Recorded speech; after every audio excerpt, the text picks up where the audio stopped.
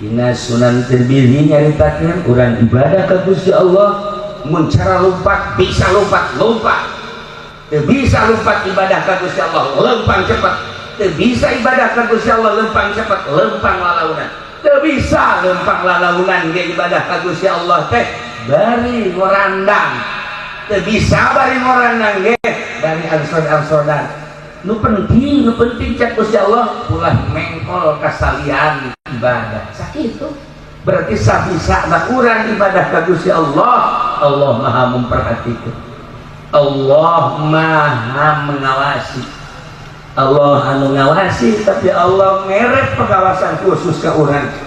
Naon pengawasan khusus ka urang? Malaikat. Di diri urang aya dua malaikat, belah katuhu ngaranna malaikat raqib, belah keca ngaranna malaikat atid. Mayal fizu min qaulin illa ladaihi raqibun atid.